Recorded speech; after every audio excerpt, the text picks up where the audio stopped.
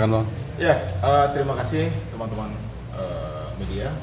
Perlu kami jelaskan bahwa dari jam 2 siang tadi ya, kami bersama korban mendatangi Polres Metro Jakarta Selatan di unit PPA karena memang ada BAP tambahan. Karena BAP tambahan tuh dari ayah korban tuh kurang lebih belasan pertanyaan dan dari korban sendiri itu kurang lebih hampir 20-an pertanyaan. Prinsipnya begini, kami perlu sampaikan bahwa kan tadi dari awal sebelumnya saya sudah sampaikan bahwa ini akan berkembang.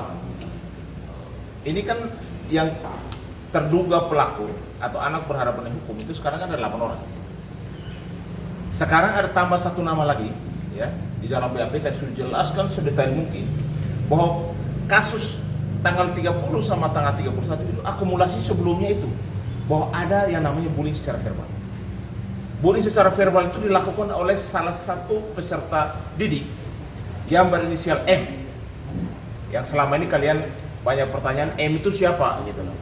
Tadi sudah dijelaskan sedetail mungkin bahwa M itu adalah teman sekolah satu angkatan dan juga memang peserta didik dari sekolah BINUS. Selain dari 8 orang yang sudah masuk dalam kategori anak berhadapan dengan hukum. Ya. Nah, makanya tadi dijelaskan dari awal dari dia masuk sekolah sampai dengan kejadian tanggal 30-31, si M ini punya peran sangat penting dalam membuli secara verbal, mengatai, ada dugaan ya, menurut korban mengatai sampah, bau ketek, anjing dan lain sebagainya itu dari M. Dan M ini adalah salah satu sahabat baiknya daripada ketua geng yang bernama K. Jadi sebenarnya K sama M itu adalah pemimpin di geng tersebut, yang diduga pemimpin di geng tersebut dan banyak anggotanya. Jadi makanya kami dari awal sudah minta supaya pihak kepolisian dan pihak terkait, baik itu dari Dinas Pendidikan, Menteri Pendidikan dan juga lembaga-lembaga anak untuk turun melakukan investigasi. Supaya kalau memang ditemukan ada geng di sana, di sekolah tersebut, supaya geng-geng itu harus dibubarkan. Jangan sampai kejadian ini terjadi lagi pada anak didik yang lain. Ya, itu pembukaan dulu. Mungkin ada pertanyaan, silakan. Bang sempat membahas ini gak Bang, siapa orang tua dari para pelaku Bang? Ya, jadi pertama-tama kita harus garis bawahi dulu ya. Ini kan pidana itu kan personal. Personal artinya siapa yang melakukan, siapa yang berbuat, siapa yang bertanggung jawab gitu loh. Biar kita tidak melebar. Tapi kan kemarin banyak bertanya, ini siapa sih orang tuanya itu loh. Perlu saya jelaskan itu orang tuanya adalah AH. Dulu ketua partai, sekarang mantan ketua partai, tapi masih pejabat di negeri ini. Ya, saya rasa sudah bisa paham ya. Dan ini tadi benar-benar dijelaskan secara detail terkait dengan peran daripada si M ini. Ternyata perannya luar biasa.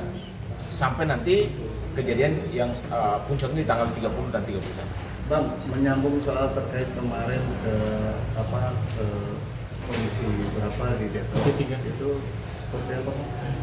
Ya, jadi waktu di Komisi 3, kami dari keluarga korban ini sangat kecewa. Karena yang pertama, itu dari pihak yayasan, sama kuasa hukum daripada terduga pelaku. Kami menduga, ini fakta diputarbalikkan.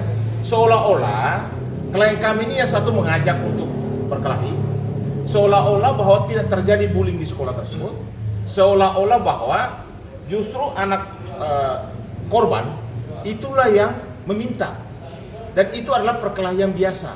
Pertanyaan kami, kalau perkelahian biasa kenapa sudah 8 orang diskorsing itu? Lalu kenapa anak korban tidak diskorsing? Yang kedua, itu kejadiannya 2 kali di tanggal 30 dan 31. Kemana tanggung jawab sekolah dan pihak keamanan? Emang sekolah boleh membiarkan orang melakukan perkelahian kalau memang menurut mereka seperti itu? Karena undang-undang pendidikan menyatakan bahwa peserta didik harus mendapat keamanan kenyamanan di sekolah tersebut. Dan anak korban sampai saat ini mengalami psikis berat. Fisik mungkin sudah selesai, psikisnya sampai saat ini masih didampingi oleh psikolog. Karena dia mulai psikis berat, tidak mau ke sekolah lagi karena ada rasa trauma dan ketakutan yang luar biasa. Makanya kalau sampai ada yang menyampaikan di berita bahwa waktu dia di sekolah di Al-Azhar, sekolah di mana tuh? Di Mentari, itu anak korban itu ada persoalan di sekolah tersebut. Kami jamin tidak ada sekolah, tidak ada masalah di sekolah, kedua sekolah tersebut. Itu semua suratnya dari pihak sekolah sudah berikan kepada kami. Kenapa dia pindah ke BINUS? Karena memang rumahnya berdekatan dengan BINUS. Bukan berarti dia ada masalah di sekolah-sekolah sebelumnya, itu nggak ada sama sekali, itu fitnah. Itu hoax tuh.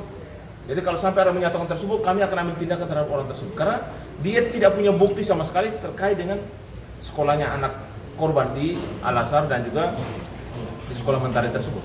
Bang, ada upaya nggak bang? Ini CCTV ini dibuka secara keseluruhan. Kemarin kan sempat hanya sekilas-sekilas saja gitu, meminta gitu untuk pihak dari abang gitu untuk upayakan gitu.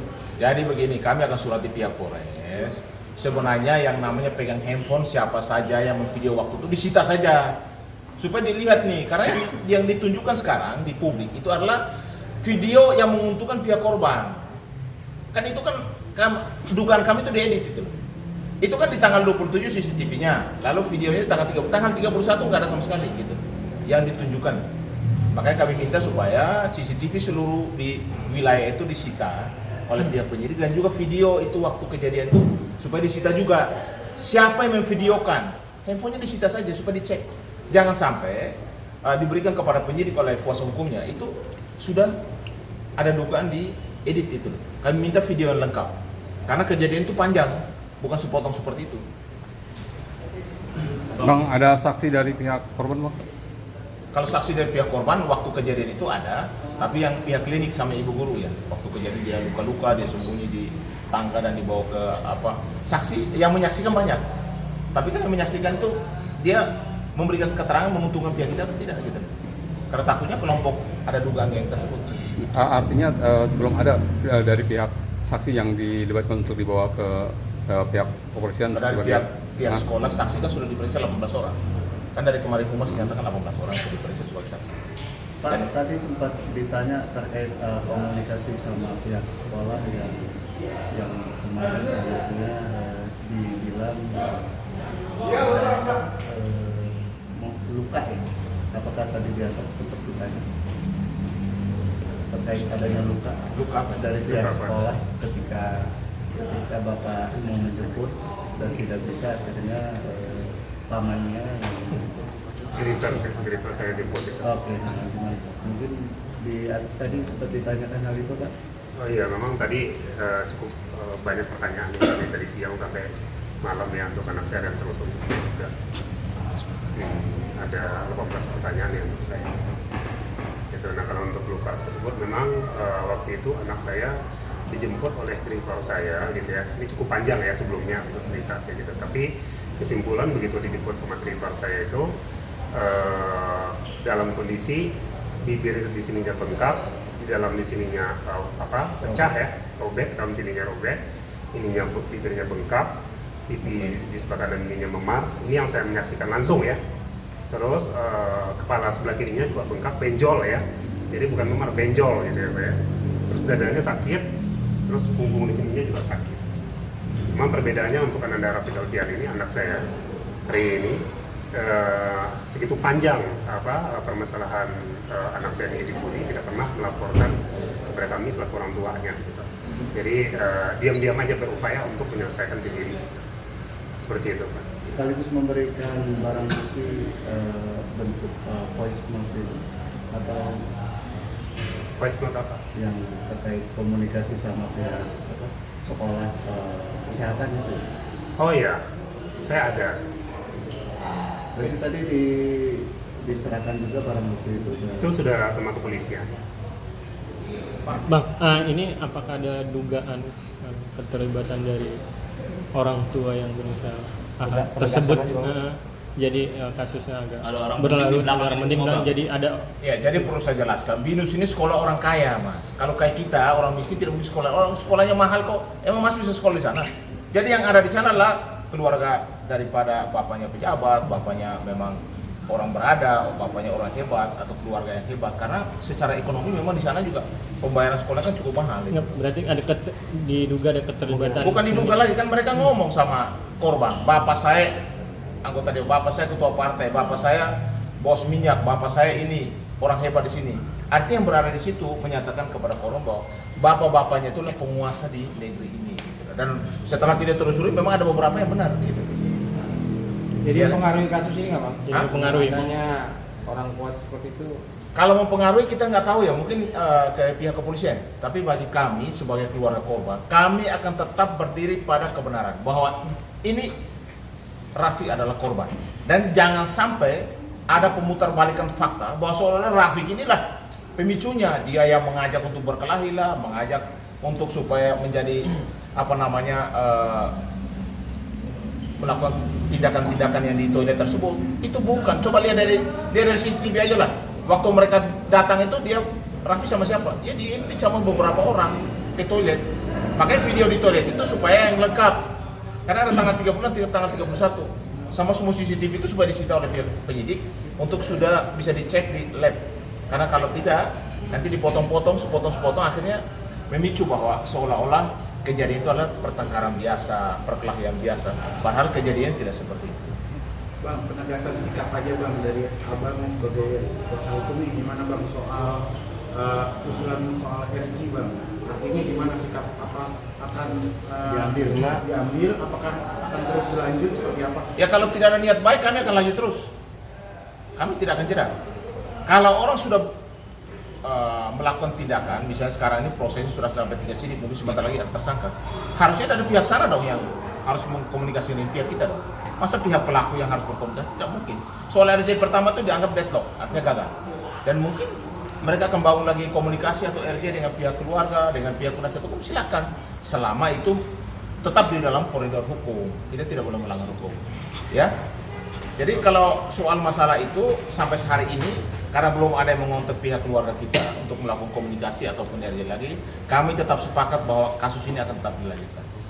Karena kan RJ diversikan lanjutannya belum ada dan tidak ada pihak sana yang punya itikat baik untuk menghubungi keluarga, untuk berkomunikasi dengan keluarga atau penasihat hukumnya untuk ada pertemuan-pertemuan berikut lagi. Artinya proses hukum tetap jalan. Selama belum ada komunikasi yang baik, etikat baik mereka belum ada itu. Kami juga mempertanyakan pada pihak yayasan, pihak sekolah BINUS, ini status dia sebagai peserta didik supaya juga harus memberikan statement yang objektif. Jangan kami lihat nih ada dugaan bela-bela pihak sebelah gitu loh. Jangan. Objektif saja. Kalau ada persoalan dibuka saja, jangan ditutup-tutupi. Ya kan? Karena ini kan peserta didik juga. Di sana juga peserta didik juga. Dia mengambil harusnya jalur objektif aja. Bagaimana memfasilitasinya, bagaimana mereka beretikat baik. Dan kami hanya minta supaya Rafiq ini 4 bulan lagi ke depan supaya bisa lulus dari sekolah BINUS. Karena saat ini dia sekolahnya sudah tidak sesuai dengan materi pendidikan yang benar. Karena sudah 3 bulan terakhir malah online-nya justru berhenti, tidak sekolah sama sekali. Nah, ini tanggung jawab siapa? Sedangkan kewajiban orang tua masih tetap ya, tetap jalan. Sampai hari ini kami bisa bayar. Mungkin dari Undang-Undang Pendidikan Pak Firly. Jadi begini, saya tambahkan sedikit. Ini kan terkait dari pihak sekolah ya. Pihak sekolah BINUS ini harusnya mereka sampai hari ini saya sesali kami sebagai kuasa hukum tidak ada pendampingan sama sekali nih masih korban. Tidak ada. Kita kan anak ini kan klien kami ini kan ya secara fisikisnya sudah terganggu akibat benturan-benturan yang malum sendirilah kan, anak pejabat semua di sini, anak bos minyak, anak ketua partai, jadi fisikisnya ketakutan. Jadi walaupun seandainya mereka suruh sekolah lagi, mentalnya udah nggak siap lagi karena saking takutnya. Nah di sini juga seharusnya kan di aturan hukum itu jelas di Undang-Undang 35 tahun 2014 itu di sini kita sesali pihak sekolah kenapa melakukan pembiaran. Ini kan melakukan pembiaran ini ada konsekuensi, ada ancaman hukuman. Nah, kalaupun mereka membiarkan ini, harusnya mereka juga harus kena. Karena mereka CCTV di mana-mana. Dan kita minta supaya CCTV ini juga jangan diberi sepenggal-sepenggal. Nah, CCTV tanggal 30, CCTV tanggal 31, jangan dirubah-rubah. Yang tadi misalnya tanggal 30 dikasih tanggal 31, kan seperti itu kejadian yang kita lihat. Jadi jangan sampai nanti pihak sekolah ini ada apa gitu. Jangan terbalikan fakta. Jangan sampai larinya seolah karena ini anak seorang pejabat, anak penguasa, mereka ke sebelah sana. Jangan. Kita minta keadilan. Karena adil itu lebih mendekatkan kepada mereka juga. Apalagi mereka ini kan orang-orang guru yang terdidik. Nah, guru-guru yang terdidik ini kita harus bermoral. Etikanya sebagai guru jangan tunduk, jangan takluk. Kalau penguasa itu benar itu. Nah, sedangkan di undang-undang kementerian peraturan pemerintah itu jelas TPP yang mengatakan mereka harus punya hak apa? Hak untuk pencegahan. Nah saya ingin tanyakan, apakah di sekolah ini udah ada pencegahan? Belum. Saya yakin tim pencegahan untuk anak-anak ini tidak ada untuk anak-anak ini. Makanya terjadi. Dan saya yakin perkara ini bukan hanya kejadian pada klien kami, ada juga pada yang lainnya. Tapi mereka tidak berani bersuara. Ini mungkin karena klien kami ini sudah berani bersuara, pasti ada yang lainnya jadi seperti ini. Jadi kita mohon ini agar Menteri Pendidikan dalam hal ini sebagai mengawasi, apalagi ini dunia pendidikan, ya, apalagi ini sekolah swasta, ya, kita minta ya supaya jangan terulang terus-menerus kasus seperti ini. Tidak ada habisnya. Padahal di aturan kementerian itu jelas sudah diatur dan ini tidak dijalankan. Nah, kita minta konsekuensinya. Buat apa PP dibuat kalau tidak dijalankan? Itu yang kita sangat miris. Karena mereka peserta didiknya berhak untuk mendapatkan perlindungan dari para pendidiknya, guru-gurunya. Cukup. Ya, jadi terakhir saya mau sampaikan, mau itu bapaknya anak pejabat, mau itu anak bapaknya ketua partai atau siapapun, yang kami tahu adalah semua itu peserta didik, punya hak yang sama, dibayar yang sama, jadi tidak ada peduli itu. Yang kami minta kepada Polres Jakarta Selatan tetap tegak lurus merah putih bahwa kami adalah korban dan kami minta keadilan. Terima kasih.